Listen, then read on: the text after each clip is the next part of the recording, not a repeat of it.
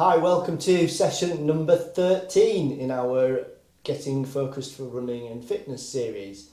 And today is our exercise of the week, and this is a lovely one that we all like doing, and it's the plank.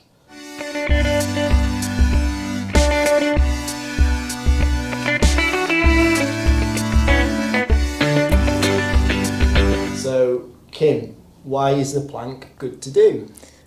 I like doing plank. You do? Don't yeah, you I like doing it? plank. I Yeah. thought you were being sarcastic.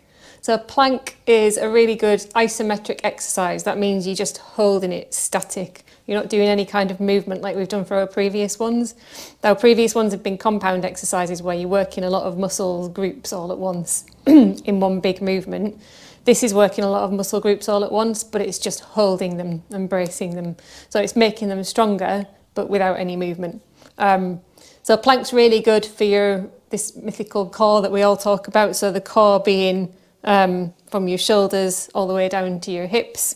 It's really, really good for your tummy, your back, your arms even get a bit of a workout, and your shoulders if you do it right as well. It's really important in this one to breathe. So we'll talk about that as we go through it. Yeah. So Jason's going to demonstrate a couple of different variations of a plank, and then we're going to look at a side plank as well. So plank is called plank because you make yourself look like a big plank. So you need to be on the floor. And we're going to start with a high plank. So a high plank is where you're holding yourself up off the floor. Things that we're looking for is we want shoulders directly over wrists, hands pressing away from the floor. You want your body, your whole spine to be like a plank. So you want your head and your spine in one nice long line. What you don't want is dipping in your shoulders. So there you go. You don't want this because this immediately puts your lower back under a lot of pressure. If you do a plank like that, you're going to feel an awful lot of maybe even pain or discomfort there. Your head needs to be looking down because if you're looking up, you're cranking your neck and you're shortening your spine. Again, you're going to cause problems in your neck. If you're hanging your head down, that's a lot of weight to add to the exercise. So nice and straight. You want your bum down. So a bum that's too far down looks like this, where again, you're going to put your back under a lot of pressure. A bum that's too far up looks like this, where again, you could probably stay there for a long time, but you're not actually doing an awful lot. So a bum nice and down, nice and flat in your back. Okay, you all right then? Yeah. So now we're going to do, the key thing is shoulders directly over wrists. I see this a lot in people. Some people are too far back like this. And again, you can stay there for a lot longer. If you, that's really far back. If you just inch yourself forward and make sure your shoulders are over your wrist, you will feel your tummy turn on more. Okay. Our next variation is a forearm plank.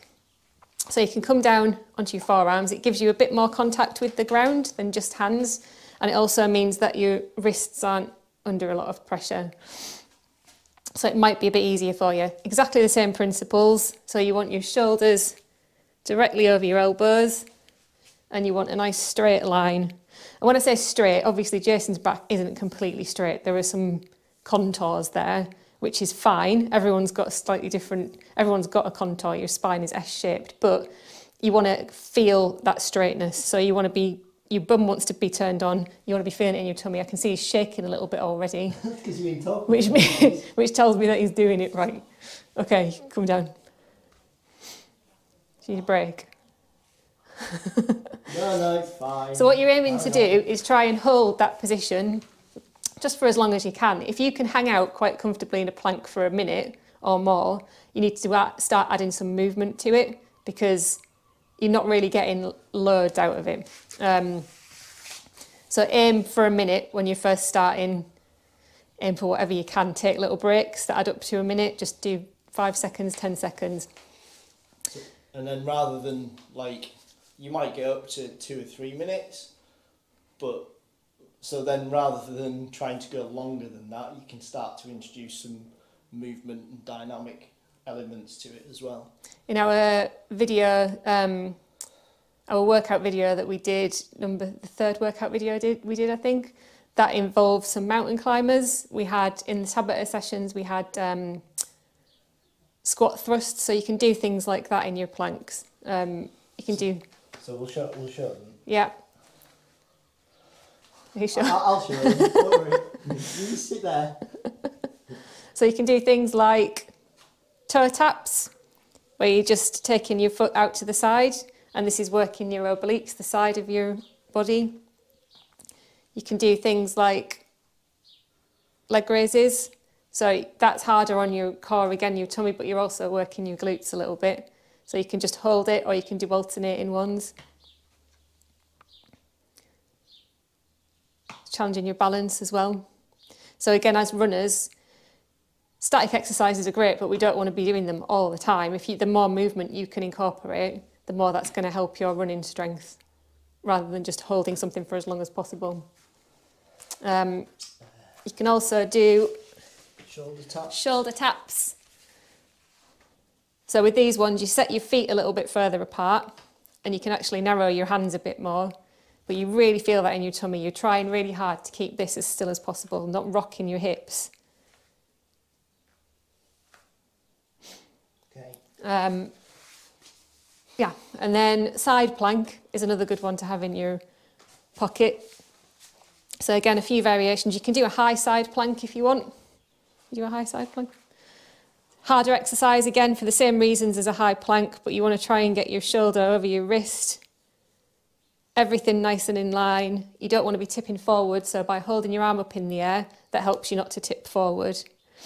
But you should feel it here. That's a hard one to do on one hand. So you can also do a forearm one. So shoulder over your elbow. Hand on the floor for stability. And then you're just trying to maintain this line. So you don't want to be going backwards or going forwards. You want to keep this integrity here and try and open up through your chest by lifting your arm up in the air. Or you can put your hand on your hip if you want. It's whatever's comfortable, really. Okay. And then slightly easier version, you come up to your knees. So you're trying to get your knees to do the same job as your feet were doing in the full one. So they're in contact with the floor, but also you've got your legs, your shins and your feet in contact with the floor. So again, you've just got a bit more contact, a bit easier to balance, but you can still get the same benefit here just by pulling up and tightening through.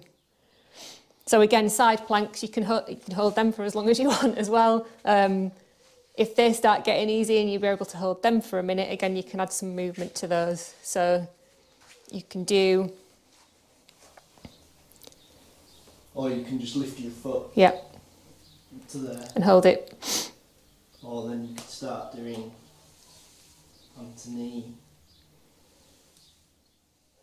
So it's challenging your stability as well as giving you an extra element of strength work there in your side. Just make sure you're keeping that form. I think when you start adding the movement, you tend to start sagging in the wrong places.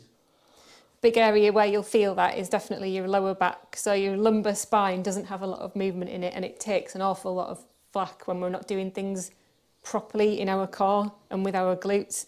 So if you start to feel pinching sensations in your lower back, you need to get someone to look at you and say, what am I not doing right here? Or film yourself, and just you might see that you're sagging or something's not quite right. Cool. Okay, so that's your plank. Go away and get some practice in, see how you get on, and let us know. Let us know how good your plank is, or maybe how much you can improve it as well. That's always nice to know, is where you are now, and then in a few weeks' time, see where you can get to. And it is one of those exercises I think you can get quite quick gains in it as well. So it's well worth, start now, and then in a couple of weeks' time you'll probably be a lot better. Can have a good plank off.